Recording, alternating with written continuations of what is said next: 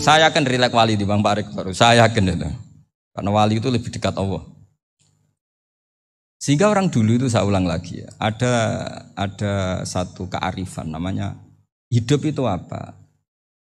Hidup itu adalah cari sebanyak mungkin supaya hidup itu tidak tergantung pada banyak hal. Jika misalnya cara berpikir orang-orang modern itu sebenarnya banyak orang-orang ilmuwan yang nggak ngagumi Amerika. Bukan karena angkuh ndak.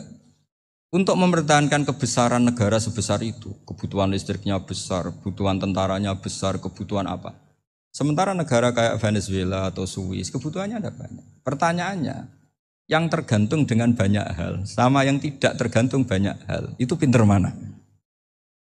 Kalau dibalik pertanyaannya gitu, negara-negara maju itu tidak keren kalau dibalik pertanyaannya. Orang yang untuk mempertahankan eksistensinya banyak, butuh banyak hal, dengan yang tidak butuh banyak hal, itu pinter mana?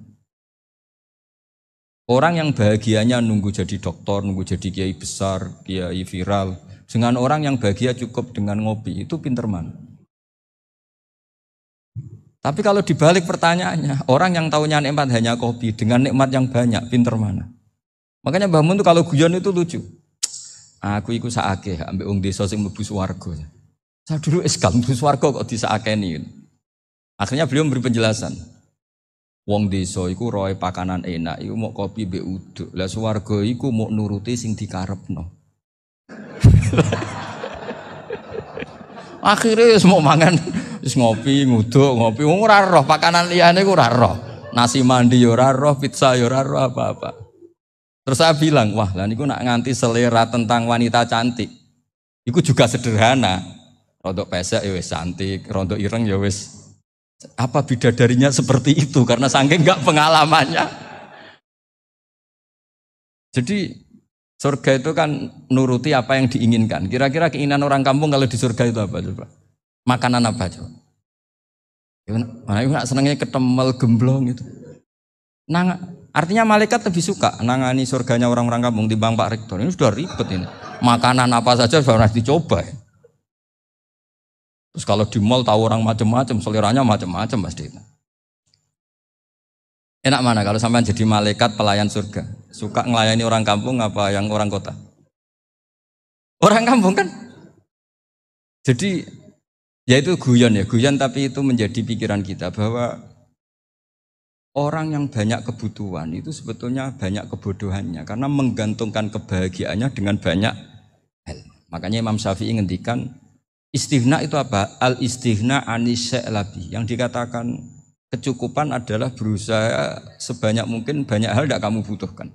Bukan memenuhi semua kebutuhan kamu karena nafsu kamu ini tidak ada batasnya gitu. Kalau kamu penuhin nggak akan selesai. Itu ada perempuan yang kurang cantik itu minta doa saya, Gus doain suami saya kaya. Terus tak guyonin, terus nggak minta. Kalau suami kamu kaya, yang pertama dirubah itu apa? Rumah supaya rumah saya bagus. Kedua apa? Mobil supaya mobil saya bagus. Nanti yang dievaluasi itu kamu.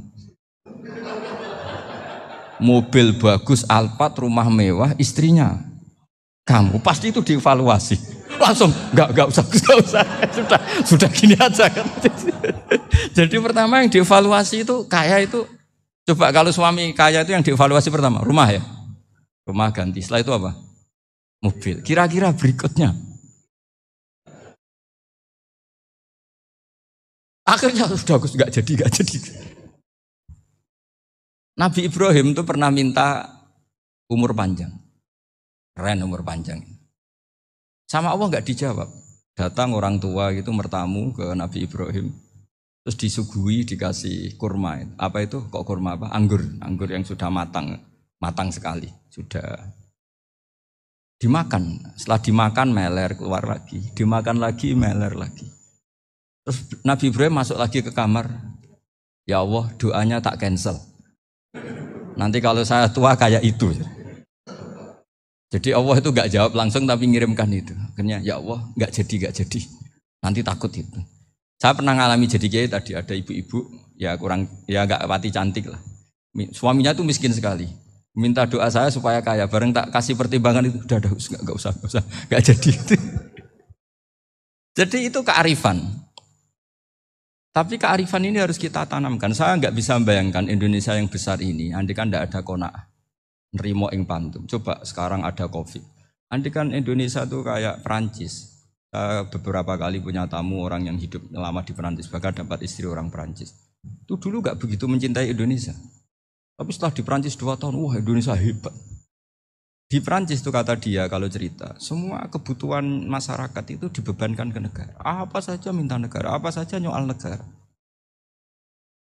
Sementara Indonesia, coba kalau Indonesia mengalami seperti ini kok tidak ada konaan, rimo ing pantum, bisa kios Indonesia. Orang miskin nyalahkan negara, kelaparan nyalahkan negara, apa saja. Ini barokahnya dididik kiai, jogeman nyalahno wong liya. Urip pun romo ing pandum, diame. Sampai gak ngerti kalau Covid. Banyak tuh orang-orang kampung itu, orang lugu-lugu itu. Mbah niki saking Covid, salam ning Covid, muga-muga umure panjang. Dikira Covid itu nama orang yang ahli sosial itu. Mbah niki dana saking Covid. Matur nuwun sampekno salamku muga-muga umur panjang. Bingung kan yang nganterin ini. Ini gimana yang mau menjelaskan? Memang enggak paham. Ribet kan. Tapi saya pastikan bahwa dengan keadaan seperti ini kita bahagia, kita stabil, itu jelas barokahnya kalimat tadi, moto tadi atau pegangan hidup tadi. Makanya disebut al-ibarat qutun li'ailatil mustami'in. Bahwa redaksi atau kata-kata atau pegangan atau filosofi hidup, apalah namanya itu adalah penyemangat. Penyemangat. Karena kata-kata ini memang luar biasa. Ketika sahabat perang demi kebenaran, zaman itu ya pasti benar karena yang dibela Nabi. Dulu itu kan enak zaman Nabi, yang dibela mesti benarnya, musuhnya mesti salahnya. Jika dulu itu memang harus tegas. Kalau sekarang mau tegas gimana? Yang kamu bela tidak mesti benar, musuhnya tidak mesti salah. Ribet kan kalau misalnya saya tukaran sama Pak Rektor, kamu mau bela mana kan bingung. Saya tidak mesti benar, saya tidak Nabi. Pak Rektor apalagi tidak mesti benar lagi kan? Ribet kan? Jadi kalau kita mau perang sekarang itu mau pede gimana? Enggak. Makanya banyak ulama sekarang tuh mau tegas tuh enggak berani karena ya banyak hal yang abu-abu lah wilayahnya. Misalnya pilihan presiden atau pilihan bupati, pilihan menteri. Kamu mati-matian bela itu. Yang kamu bela tidak mesti benar, musuh kamu tidak mesti salah. Misalnya pilihan bupati, wah ini kabupaten ini baik kalau bupatinya ini, yang satu bilang ini, terus tim suksesnya kamu tanya, kamu yakin? Ya enggak juga. Lah kenapa semangat? Kan saya botohnya paling alasannya ya itu aja, bukan yang lain. Beda dengan zaman Nabi, Nabinya mesti benar, Abu Jahalnya mesti salah, kan enak aturan mainnya jelas.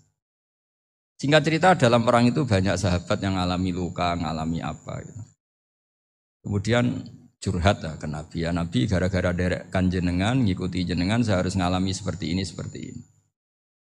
Ngiranya orang itu diapresiasi sama Allah keluarnya. Ternyata sama Allah gak diapresiasi. Malah diturunkan ayat intakunu ta'lamuna fa innahum ya'lamuna kama ta'lamun wa tarjuna minallah ma'ala yarjun. Kalau kamu sakit karena perang, orang-orang kafir itu ya sakit. Itu saja berani padahal demi kekafiran. Wa tarjuna minallah ma'ala yarjun. Padahal kamu punya nilai lebih yaitu berharap kepada Allah yang mereka tidak punya. Saya jadi kiai itu ya kadang mangkel. Karena yang benci ya benci, yang seneng itu ngel-ngel loh kayak Pak Bejo. Jadi semuanya ribet. Nah iya, yang benci ya ganggu, yang seneng ya ganggu, tambah nemen. Seribet. Tapi kalau sudah ingat bandar narkoba, mereka berhadapan dengan polisi, kadang ditembak karena kesalahannya terlalu fatal. Antar persaingan mereka juga bisa tembak-tembakan karena merebut pasar narkoba. Itu saja mereka berani. Kok kita yang jadi kiai kadang dicium tangannya, dihormati gak berani, hanya takut musibah-musibah kecil lah, atau problem-problem kecil. Nah iya, kalau kita bandingannya gitu.